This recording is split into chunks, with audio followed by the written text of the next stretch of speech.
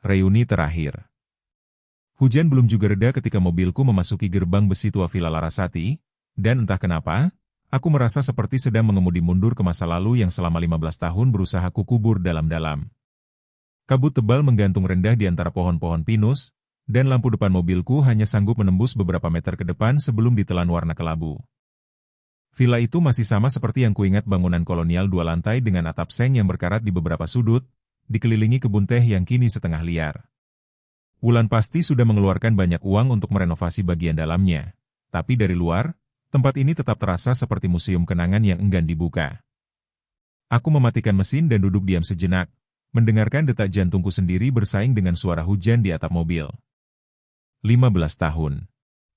15 tahun sejak terakhir kali aku menginjakkan kaki di tempat ini, dan 15 tahun sejak Alia menghilang dari hidup kami untuk selamanya. Alia. Bahkan setelah 15 tahun, namanya masih terasa seperti bara yang tak pernah benar-benar padam di dadaku. Kami berteman sejak semester pertama, berbagi meja redaksi yang sama di pers mahasiswa, berbagi mimpi menjadi jurnalis yang mengubah dunia. Aku tak pernah sempat mengatakan padanya apa yang sebenarnya kurasakan, dan setelah malam itu, aku menghabiskan bertahun-tahun meyakinkan diriku sendiri bahwa perasaan yang tak terucap tak perlu ditanggung sebagai penyesalan. Aku salah besar. Ponselku bergetar. Pesan dari Wulan, kamu di mana? Yang lain udah sampai. Ayo cepetan, badai makin gede. Aku menghela napas, mengambil tas, dan melangkah keluar ke dalam hujan. Berkumpul kembali. Pintu depan terbuka sebelum aku sempat mengetuk. Wulan berdiri di sana dengan senyum yang terlalu lebar, mengenakan kardigan rajut mahal yang tidak cocok dengan suasana rumah tua ini. Rangga. Astaga, kamu telat 1 jam. Macet di Ciawi, jawabku singkat, melangkah masuk ruang tamu yang hangat oleh perapian. Di sana, 3 wajah lama menoleh ke arahku. Bimo bangkit dari sofa kulit dengan gelas whisky di tangan, tersenyum lebar seperti biasa senyum seorang pengacara yang tahu persis bagaimana membuat orang percaya padanya. Rangga Nugraha. Masih hidup rupanya sebagai penulis lepas? Masih, jawabku, mengabaikan sindiran halus itu. Dewi duduk di kursi dekat jendela, lebih pendiam dari yang lain, mengenakan jaket dokter yang sepertinya belum sempat ia ganti sejak turun jaga. Ia hanya mengangguk padaku, matanya sedikit lelah. Senang lihat kamu, Rangga. Dan di sudut ruangan, berdiri agak canggung, Fajar, wajahnya lebih tua, rambutnya mulai berubah di pelipis, tapi senyumnya masih sama seperti waktu kuliah dulu. Di sampingnya berdiri seorang perempuan yang belum pernah kutemui, tinggi, anggun, mengenakan mantel abu-abu yang basah oleh hujan. Ini Sarah, kata Fajar, merangkul pinggang perempuan itu dengan bangga. Tunanganku. Sarah mengulurkan tangan, senyumnya tenang dan sopan. Senang akhirnya bertemu kalian semua. Fajar cerita banyak soal reuni ini. Aku menjabat tangannya. Dingin, meski di dalam ruangan yang hangat. Selamat ya, kataku, meski entah kenapa ada sesuatu dalam caranya menatapku yang membuat bulu kuduku sedikit meremang. Mungkin hanya perasaanku saja. Mungkin karena tempat ini selalu membuatku gugup. Kita cuma kurang 1 orang, celetuk Bimo sambil menenggak whiskinya, dan seketika ruangan itu hening. Tak seorang pun perlu bertanya siapa yang ia maksud. Wulan buru-buru memecah keheningan dengan tawa kecil yang dipaksakan. Oke, ayo makan malam dulu sebelum badai makin parah. Aku sudah suruh Bu Inah masak yang enak-enak. Kami pindah ke ruang makan, tapi bayangan nama yang tak disebut itu tetap mengambang di udara, seperti asap yang enggan menghilang. Badai. Makan malam berlangsung dengan obrolan ringan yang dipaksakan. Bimo bercerita soal kasus-kasus besar yang ia menangkan, Dewi soal rumah sakit tempatnya bekerja, Wulan soal renovasi villa. Fajar sesekali menimpali, tapi matanya lebih sering mencuri pandang ke arah Sarah, seolah memastikan perempuan itu baik-baik saja di tengah kerumunan orang asing yang berbagi sejarah yang tak ia miliki. Aku memperhatikan Sarah lebih dari yang seharusnya. Ada sesuatu dalam gerak-geriknya, cara ia menyisir rambut ke belakang telinga dengan jari tengah, bukan telunjuk, cara ia memiringkan kepala saat mendengarkan orang bicara yang terasa familiar, meski aku tak bisa menjelaskan dari mana asal familiaritas itu. Kamu kerja di mana, Sarah? Tanya Dewi, memecah lamunanku. Desainer interior. Freelance, kebanyakan proyek di Jakarta dan Bandung, jawab Sarah, suaranya halus dan terkontrol. Dari mana asalmu? Wulan bertanya, menuang anggur ke gelasnya sendiri. Ada jeda sepersekian detik sebelum Sarah menjawab. Dari luar kota. Sudah lama merantau. Jawaban yang sopan tapi tak benar-benar menjawab apapun. Aku menyimpan detail itu di suatu tempat di benakku, tanpa tahu kenapa aku merasa perlu melakukannya. Setelah makan malam, aku membantu Wulan membereskan piring-piring di dapur, mencari kesempatan untuk bicara berdua. Kenapa kamu pilih villa ini buat reuni? Tanyaku. Dari semua tempat, kenapa di sini? Wulan berhenti sejenak, tangannya masih basah oleh air cucian. Jujur, aku juga nggak yakin. Rasanya kayak ide itu muncul begitu aja beberapa bulan lalu, dan begitu muncul, aku nggak bisa mikirin tempat lain. Aneh, ya? Fajar yang saranin? Bukan, malah aku yang duluan cerita rencana ini ke dia, terus dia excited banget ngajak Sarah. Kenapa? Kamu curiga sesuatu? Aku menggeleng. Meski di dalam hati, benang-benang kecurigaan mulai saling terhubung tanpa bisa kupahami sepenuhnya. Enggak, cuma penasaran aja. Tapi malam itu juga, kecurigaan itu akan menemukan bentuknya. Petir menyambar di luar, diikuti gemuruh yang membuat lampu-lampu villa berkedip sesaat. Bu Inah, si penjaga rumah, muncul dari dapur dengan wajah cemas. Bu Wulan, jalan turun katanya longsor. Tadi Pak Ujang telepon, katanya pohon tumbang menutup jalan satu-satunya ke bawah. Ruangan itu mendadak sunyi. Jadi, kita terjebak? Tanya Bimo, tawanya terdengar sedikit terlalu keras untuk lelucon yang tidak lucu. Cuma sampai besok pagi, mungkin, kata Wulan, meski nada suaranya sendiri tak sepenuhnya yakin. Warga sekitar pasti udah mulai bersihin jalannya. Aku melirik keluar jendela, ke kegelapan pekat yang diselingi kilat sesekali, dan merasakan sesuatu yang dingin menjalar di tulang belakangku. Villa ini, badai ini, wajah-wajah lama ini semuanya terasa seperti undangan menuju sesuatu yang sudah lama menunggu untuk terjadi. Malam itu, sebelum tidur, aku menemukan sebuah gelang tergeletak di lantai koridor dekat kamarku. Gelang manik-manik kayu sederhana, jenis yang dijual di Pasar Seni Bandung. Aku nyaris tidak memperhatikannya sampai aku melihat ukiran kecil di salah satu maniknya. Huruf A yang diukir dengan tangan. Alia selalu memakai gelang seperti itu. Aku memasukkannya ke saku, jantungku berdegup kencang, dan meyakinkan diriku sendiri bahwa itu pasti kebetulan. Pasti. Kematian pertama. Aku terbangun jam 5 pagi oleh teriakan Bu Inah dari arah kebun belakang. Ketika aku berlari keluar bersama yang lain, hujan sudah mereda menjadi gerimis tipis, dan di sanalah kami menemukannya Bimo, tergeletak di dasar jurang kecil di belakang villa, tepat di tempat air terjun mini yang dulu sering kami kunjungi bersama semasa kuliah. Tubuhnya terbaring aneh di antara bebatuan, kepalanya berdarah, matanya terbuka menatap langit yang mulai terang. Dewi, dengan insting medisnya, segera turun memeriksa meski kami semua sudah tahu jawabannya sebelum ia mengucapkannya. Dia sudah lama meninggal. Mungkin sejak semalam. Dia pasti mabuk terus jalan-jalan malam-malam terus kepeleset, kata Fajar, suaranya gemetar, memeluk Sarah yang berdiri kaku di sampingnya. Tapi aku memperhatikan sesuatu yang lain. Ponsel Bimo tergeletak beberapa meter dari tubuhnya.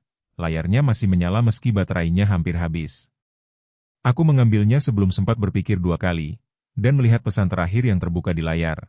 Sebuah foto lama, foto kami berenam semasa kuliah, berdiri di depan villa ini dengan wajah-wajah muda yang penuh tawa. Alia ada di tengah foto itu, dilingkari dengan pena merah digital.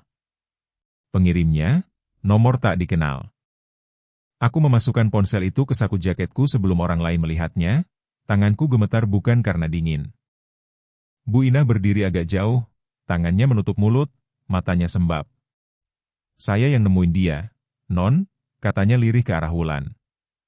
Tadi saya mau ambil kayu bakar, kelihatan ada yang jatuh di bawah situ.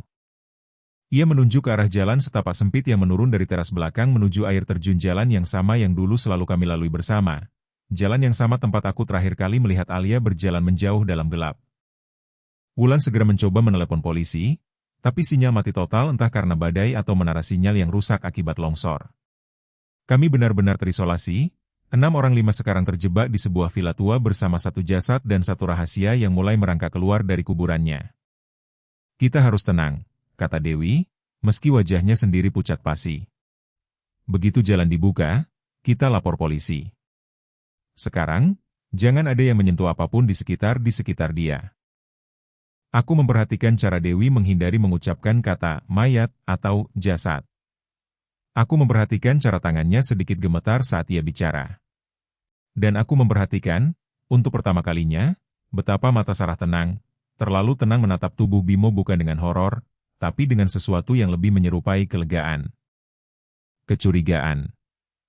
Kami menghabiskan pagi itu dalam kebisuan yang mencekam, berkumpul di ruang tengah sementara Bu Inah menutupi tubuh Bimo dengan terpal di kebun belakang tak ada tempat lain untuk menyimpannya, dan tak seorang pun sanggup memindahkannya ke dalam rumah.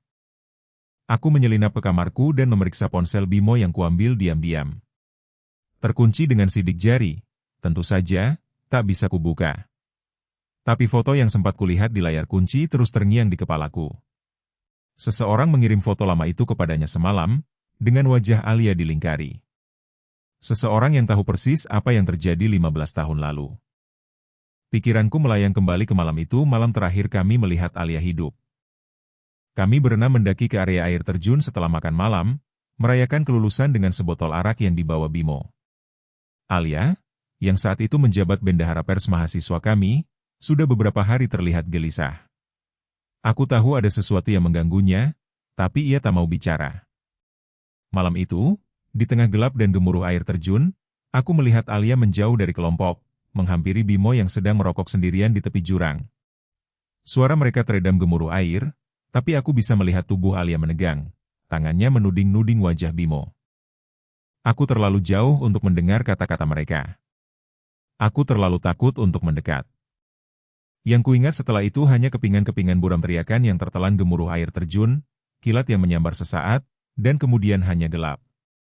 Aku selalu meyakinkan diriku bahwa ingatanku tentang malam itu rusak karena syok, karena alkohol, karena hujan yang menutupi segalanya. Lebih mudah begitu. Lebih mudah daripada mengakui bahwa sebagian dari diriku memilih untuk tidak mengingat. Aku menggelengkan kepala, memaksa diriku keluar dari lamunan itu. Ada hal-hal yang sudah lama kubungkam bahkan dari diriku sendiri. Aku turun ke bawah dan menemukan Dewi sendirian di dapur, menatap kopi yang tak disentuhnya. Dewi, panggilku pelan, duduk di seberangnya. Kamu ingat nggak, malam sebelum Alia, malam sebelum dia hilang, Bimo lagi ada masalah apa? Tangan Dewi berhenti di udara. Kenapa kamu tanya itu sekarang? Karena seseorang mengirim foto lama kita ke ponsel Bimo semalam.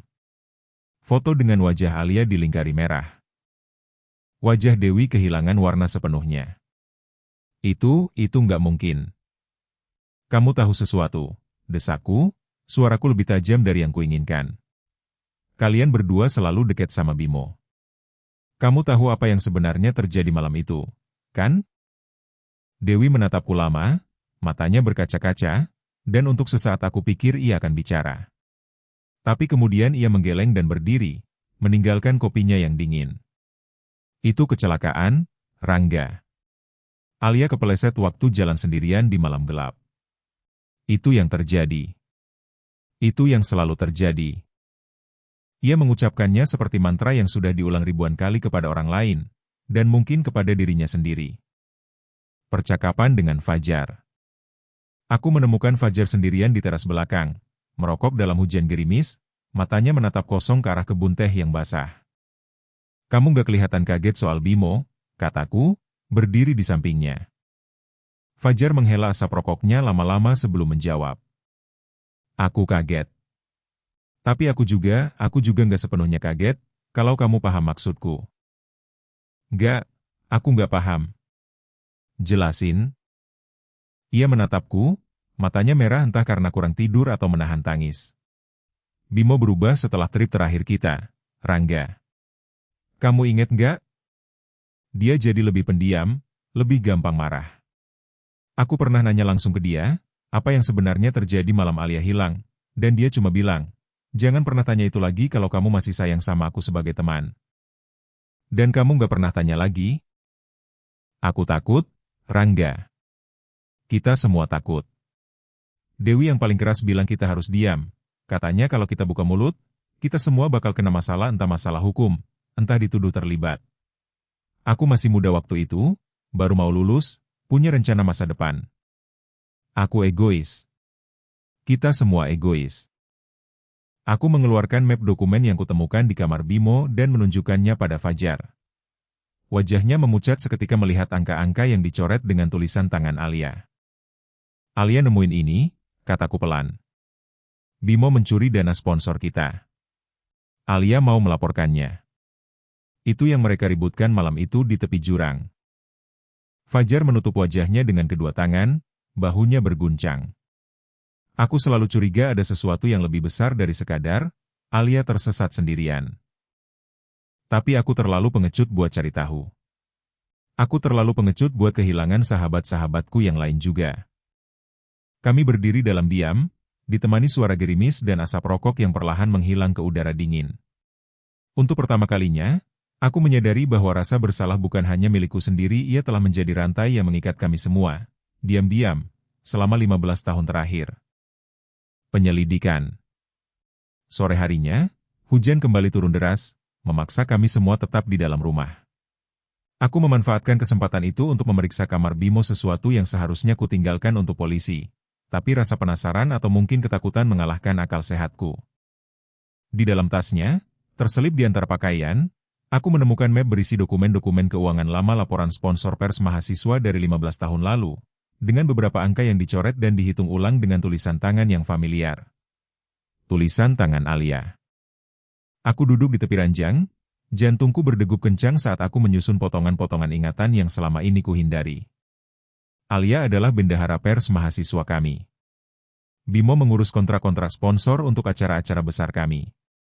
Dan dari dokumen ini, jelas terlihat ada dana sponsor yang jumlahnya tak pernah sepenuhnya sampai ke rekening organisasi selisihnya. Jika ditotal, cukup besar untuk uang muka sebuah apartemen. Alia menemukannya. Itu sebabnya ia gelisah berhari-hari sebelum trip terakhir kami. Itu yang ia konfrontasi pada Bimo malam itu di tepi jurang. Aku memasukkan dokumen itu ke dalam jaketku, tanganku gemetar bukan hanya karena dingin. Ketika aku keluar dari kamar Bimo, aku nyaris bertabrakan dengan Sarah di koridor. Ia berdiri terlalu dekat dengan pintu, seolah baru saja hendak masuk, atau baru saja keluar. Nyari apa? Tanyanya, nada suaranya ringan tapi matanya menusuk tajam ke arahku. Gak ada, jawabku, berusaha terdengar wajar. Kamu sendiri? Nyari Fajar. Dia bilang mau ambil obat di sini. Ia tersenyum tipis, tapi senyum itu tak sampai ke matanya. Kamu kelihatan gelisah, Rangga. Namaku? Diucapkan dengan keakraban yang belum semestinya ia miliki. Kami baru bertemu semalam membuat sesuatu dalam diriku membeku. Kita semua gelisah. Ada orang meninggal di kebun belakang. Betul juga, katanya, lalu berlalu begitu saja, meninggalkan aroma parfum yang samar-samar familiar, sesuatu yang mengingatkanku pada masa lalu yang tak bisa kutempatkan dengan pasti. Malam itu, listrik padam total. Kami menyalakan lilin dan lentera di ruang tengah, duduk berkumpul dalam kesunyian yang dipenuhi ketakutan yang tak terucap. Wulan mengeluarkan ponselnya, jarinya gemetar. Aku dapat pesan aneh beberapa minggu sebelum reuni ini. Dari nomor nggak dikenal. Isinya cuma bilang, waktunya semua orang pulang ke Larasati. Aku kira itu cuma spam. Kenapa baru bilang sekarang? Tanya Fajar, suaranya tegang. Karena aku takut, jawab Wulan. Air matanya mulai jatuh. Karena aku pikir mungkin itu Alia. Kata-kata itu jatuh seperti batu ke dalam ruangan yang sunyi, dan tak seorang pun berani menatap satu sama lain. Serangan kedua. Tengah malam, jeritan lain membangunkan seisi rumah. Kali ini, Dewi. Kami menemukannya di dasar tangga utama, tergeletak dengan posisi kaki yang patah aneh, napasnya masih ada tapi tersengal-sengal, kepalanya berdarah di titik yang mengkhawatirkan. Ia sadar, tapi hanya sebentar, cukup lama untuk menggenggam pergelangan tanganku dengan kekuatan yang mengejutkan. Dia di sini, bisiknya, matanya liar ketakutan. Aku lihat dia, Rangga. Aku lihat wajahnya. Siapa, Dewi? Siapa yang kamu lihat? Tapi matanya sudah menutup lagi. Kesadarannya hilang sebelum ia bisa menjawab. Kami membaringkannya di sofa senyaman mungkin. Dan Fajar yang ternyata pernah mengambil kursus pertolongan pertama memeriksa napas dan denyut nadinya dengan tangan gemetar. Dia masih hidup, tapi dia butuh rumah sakit sekarang. Aku berlutut di samping Dewi, menggenggam tangannya yang dingin, pikiranku berkelebat liar. Siapa yang bisa melakukan ini? Kami semua ada di dalam rumah, terjebak bersama badai yang sama, terjebak bersama rahasia yang sama. Salah satu dari kami atau mungkin sesuatu yang lebih tua dari kami semua, sesuatu yang telah menunggu 15 tahun untuk kembali. Jalan masih tertutup, kata Wulan putus asa. Sinyal masih mati. Kita nggak bisa. Kita harus coba, potongku. Bu Inah bilang ada jalan setapak lewat kebun teh yang mungkin belum tertutup longsor. Sementara Wulan dan Bu Inah bersiap membawa Dewi keluar dalam gerimis, aku memperhatikan Sarah berdiri di ambang pintu, tak bergerak untuk membantu. Wajahnya terpahat dalam ekspresi yang tak bisa kubaca, bukan panik seperti yang lain, tapi sesuatu yang lebih dekat dengan perhitungan. Kamu gak kelihatan kaget, kataku pelan, hanya untuknya dengar. Sarah menoleh, dan untuk sepersekian detik, topeng ketenangannya retak. Semua orang bereaksi beda-beda terhadap syok, Rangga. Dewi bilang dia lihat wajah seseorang sebelum jatuh. Mungkin dia cuma linglung. Kepalanya kebentur keras. Aku menatapnya lama, mencoba mencocokkan wajah di depanku dengan wajah dalam ingatanku yang samar, wajah seorang gadis 22 tahun yang penuh tawa, sebelum semuanya hilang dalam kegelapan 15 tahun lalu. Bentuk wajah itu berbeda, hidungnya berbeda, bahkan warna matanya tampak berbeda. Tapi ada sesuatu di balik mata itu, sesuatu yang familiar, sesuatu yang menyimpan luka yang sangat dalam yang membuat dadaku sesak dengan kecurigaan yang terlalu mengerikan untuk kuucapkan. Siapa kamu sebenarnya? Bisikku. Sarah tak menjawab. Ia hanya tersenyum tipis, dan berbalik pergi ke arah kamar tamu, meninggalkanku sendirian dalam kegelapan bersama pertanyaan yang mulai membentuk jawabannya sendiri. Konfrontasi. Aku menyusulnya 10 menit kemudian, membawa lentera dan gelang manik kayu yang kutemukan di koridor malam pertama itu. Aku mengetuk pintu kamarnya, dan ketika ia membukanya, aku mengangkat gelang itu ke antara kami. Aku tahu ini bukan kebetulan, kataku, suaraku bergetar. Aku tahu kamu bukan cuma tunangan Fajar yang kebetulan diajak ke sini. Sarah menatap gelang itu lama sekali. Kemudian, perlahan, ia mundur dan membiarkan pintu terbuka lebar, mempersilakanku masuk. Aku sudah menunggu ada yang menyadarinya, katanya, suaranya berubah lebih dalam, lebih lelah, kehilangan kepura-puraan yang selama ini menyelimutinya. Aku sudah menunggu 15 tahun. Ia menarik rah blusnya ke samping, menunjukkan bekas luka panjang yang membentang dari rahang hingga ke leher, tersembunyi selama ini di balik lapisan riasan yang tebal. Batu-batu di dasar jurang itu nggak cuma membuatku patah tulang, Rangga. Mereka mengubah wajahku selamanya. Butuh 4 operasi rekonstruksi dan 2 tahun pemulihan sebelum aku bisa menatap cermin tanpa menjerit. Kakiku lemas, dan aku terduduk di tepi ranjang. Alia. Sudah lama sekali nggak ada yang manggil aku begitu. Matanya berkaca-kaca, tapi suaranya tetap tegar. Aku ditemukan oleh seorang petani kopi keesokan paginya, hampir mati di tepi sungai bawah jurang. Butuh berbulan-bulan sebelum aku cukup kuat untuk bicara, dan ketika aku akhirnya bisa, aku memutuskan untuk nggak pernah kembali jadi Alia lagi. Alia sudah mati malam itu. Yang tersisa cuma Sarah. Ia menghela napas panjang sebelum melanjutkan. Keluarga petani itu, Pak Maman dan istrinya merawatku seperti anak sendiri selama berbulan-bulan, tanpa pernah bertanya macam-macam soal masa laluku yang kabur oleh trauma dan syok. Ketika akhirnya aku cukup kuat untuk bicara jujur pada diriku sendiri tentang apa yang terjadi, aku sudah punya wajah baru, nama baru yang kupilih dari akta kelahiran sepupu jauh yang sudah lama meninggal, dan keputusan yang sudah bulat, aku tak akan pernah kembali sebagai orang yang dihianati. Kenapa nggak bilang ke siapapun? Ke keluargamu? Ke polisi? Karena aku dengar kalian melapor aku, hilang saat jalan sendirian di kegelapan. Suaranya pecah dengan kepahitan yang telah mengendap selama bertahun-tahun. Bukan karena aku dipukul dan didorong oleh Bimo Satria setelah aku mengancam melaporkan dia mencuri dana sponsor pers mahasiswa kita.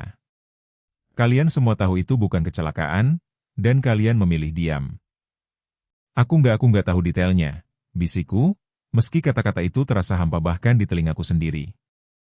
Sarah Alia menatapku dengan tatapan yang menembus jauh ke dalam diriku, tempat aku telah mengubur kebenaran yang paling gelap selama 15 tahun.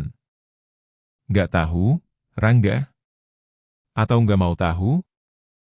Kebenaran yang terkubur. Aku ada di sana malam itu, lanjutnya, suaranya nyaris berbisik. Aku melihatmu, Rangga.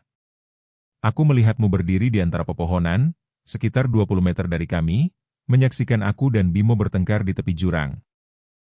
Dunia di sekelilingku serasa runtuh. Aku terlalu jauh, kataku, suaraku gemetar hebat. Aku nggak bisa dengar apa yang kalian omongin. Aku pikir itu cuma pertengkaran biasa. Kamu melihat dia mendorongku, potong Alia, air mata mulai mengalir di pipinya meski suaranya tetap datar, terkendali oleh kemarahan yang telah lama membeku menjadi sesuatu yang lebih dingin. Kamu berlari mendekat setelah aku jatuh. Kamu sampai di tepi jurang itu.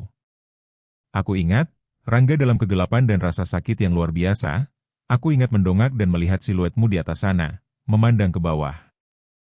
Aku nggak bisa lihat apa-apa. Terlalu gelap, hujan terlalu deras aku pikir nggak ada yang bisa kulakukan. Jadi kamu pergi, katanya pelan, dan kata-kata itu menghantamku lebih keras daripada teriakan apapun bisa lakukan. Kamu pergi, dan kamu nggak pernah bilang siapapun apa yang sebenarnya kamu lihat. Kamu membiarkan cerita, dia tersesat sendirian, itu berdiri selama 15 tahun. Bukan cuma Bimo yang mengkhianatiku malam itu, Rangga. Kamu juga. Aku menutup wajahku dengan kedua tangan, dan untuk pertama kalinya dalam 15 tahun, aku membiarkan diriku benar-benar merasakan beban yang selama ini kupendam bukan hanya kesedihan kehilangan seorang sahabat, tapi rasa bersalah yang jauh lebih gelap. Aku telah melihat kejahatan terjadi, dan aku memilih untuk lari daripada bertindak, lalu memilih diam daripada mengaku. Aku takut, bisikku, kata-kata yang terasa begitu tak memadai. Aku pikir kamu udah nggak mungkin selamat, dan aku takut kalau aku ngomong, entah gimana aku juga akan disalahkan, atau semuanya akan hancur. Semuanya memang seharusnya hancur, katanya tegas. Karena orang yang jahat lolos, dan aku menghilang seolah aku yang salah karena berjalan sendirian di malam hari. Kami duduk dalam kesunyian panjang, hanya suara hujan yang mengisi jarak di antara kami. Apa yang mau kamu lakukan sekarang? Tanyaku akhirnya. Bimo udah nggak ada. Kamu udah balas dendam? Alia menggeleng pelan. Aku nggak pernah menyentuh Bimo. Aku memang mengirim foto itu, aku ingin dia tahu aku masih hidup. Aku ingin dia ketakutan seperti aku ketakutan malam itu. Tapi aku nggak pernah keluar dari kamarku semalam. Aku nggak tahu kenapa dia keluar sendirian ke jurang itu, tapi aku menduga rasa bersalah dan ketakutan cukup untuk membuat orang melakukan hal-hal ceroboh di tengah badai. Dan Dewi? Aku bahkan nggak ada di dekat tangga saat itu terjadi. Mungkin dia panik, mencoba kabur diam-diam untuk mencari sinyal, dan tersandung dalam gelap. Aku nggak tahu, Rangga, dan sejujurnya aku nggak begitu peduli. Aku kesini bukan untuk membunuh siapapun. Aku kesini karena aku capek jadi hantu yang terkubur dalam kebohongan orang lain. Aku kesini untuk kebenaran. Akhir dari semua. Menjelang subuh, hujan akhirnya mereda, dan bersamaan dengan itu, sinyal ponsel perlahan kembali. Wulan yang telah kembali dari mengantar Dewi lewat jalan setapak ke klinik desa terdekat, meninggalkannya dalam perawatan darurat sebelum berlari kembali ke villa dengan wajah pucat kelelahan akhirnya berhasil menghubungi polisi. Sambil menunggu petugas tiba, kami berkumpul di ruang tengah yang sama tempat kami tertawa 2 malam sebelumnya, kini dengan beban kebenaran yang telah lama tertunda menggantung berat di antara kami. Alia duduk di tengah, tanpa lagi menyembunyikan siapa dirinya, dan menceritakan semuanya kepada Fajar dan Wulan kisah tentang malam itu, tentang penyelamatan ajaib oleh seorang petani kopi, tentang bertahun-tahun membangun ulang wajah dan jiwa yang hancur menjadi sosok bernama Sarah. Fajar menangis seperti anak kecil, memohon maaf berkali-kali meski ia sendiri tak sepenuhnya tahu apa yang sebenarnya terjadi malam itu. Ia baru mengetahui detail penuh dari kecurangan Bimo dan kekerasan yang menyusul beberapa hari setelah kejadian, dan seperti yang lain, memilih diam demi menjaga persahabatan yang sebenarnya sudah retak sejak lama.